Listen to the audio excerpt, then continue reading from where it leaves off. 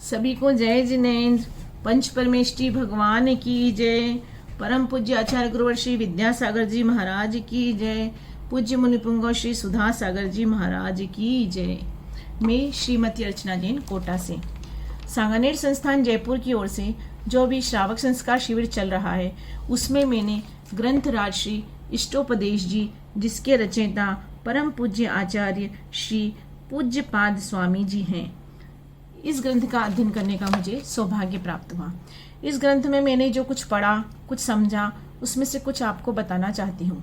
इष्टोपदेश, इष्ट अर्थात अच्छा, सुखदायक, उपदेश यानी कहना। इस ग्रंथराज जी में आचार्य श्री ने हम अज्ञानी जीवों के लिए अपनी आत्मा के हित एवं स्वात्म ध्यान का सुंदरतम वर्णन किया है।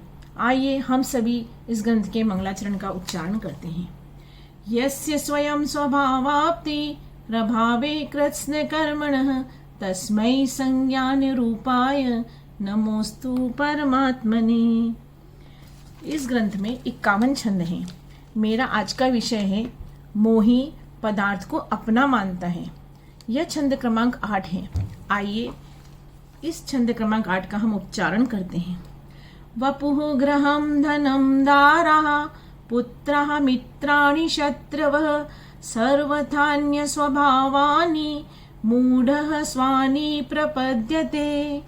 आइए इस छंद के शब्दों का अर्थ देखते हैं। वपुः शरीर, गृहं ग्रह, धनम धन, दारः स्त्रियां, पुत्रः पुत्र, मित्राणि मित्र, शत्रवः शत्रु, सर्वथा सब तरह से, अन्य स्वभावानी अन्य स्वभाव वाले, मूढ़ मोही प्राणी, स्वानी अपना, प्रपद्यते समझता है। आइए इस छंद का अर्थ देखते हैं। इस छंद में आचार्य श्री कह रहे हैं कि मोह के वशीभूत होकर हम सभी संसारी जीव अन्य पर पदार्थों को अपना मानते हैं, जैसे शरीर, घर, पुत्र, मित्र, शत्रु, स्त्री, धन आदि को अपना मान रहे हैं। हम यह नहीं जान रहे हैं कि ये सभी अन्य स्वभाव वाले पदार्थ हैं। हम अज्ञानी हैं। हमें ज्ञान नहीं होने की वजह से हम मूर्ख प्राणी इनमें मोह के वशीभूत होकर इनके संयोग से हम सुखी होते हैं, इनके वियोग से हम दुखी होते हैं एवं किसी को अपना शत्रु बना लेते हैं और उसे शत्रु समझकर उससे द्वेष करते हैं, भयभीत होते हैं। इस तरह हम चेतन व अचेतन पदार्थों में मोह करके राग, द्वेष, भय, शोक आदि अनेक प्रकार के विकारी भावों को मोह के कारण आत्मा में कर्मों का बंध बांधते जा रहे हैं, जो हमारी आत्मा को सही मार्ग पर जाने से रोकते हैं। हम इस मोह के वशीभूत होकर अपनी आत्मा के स्वरूप को नहीं पहचान पा रहे हैं। हम मोह के वशीभूत होकर यह भूल रहे हैं कि हमारी आत्मा में भी परमात्मा बनने की शक्ति विद्यमान है और मोह के वशीभूत होकर हम इस संसार को अपना मान रहे हैं। आप सभी ने अभी जो कोरोना का काल चल रहा था उसमें सब कुछ देख लिया। सभी रिश्ते झूठे साबित हो गए। न धन काम आया, न रिश्ते काम आए। आपने देखा व सुना होगा कि अगर किसी के पिता की मृत्यु कोरोना से हो गई तो उसके बेटे को, पिता को अग्नि देना भी नसीब नहीं होगा।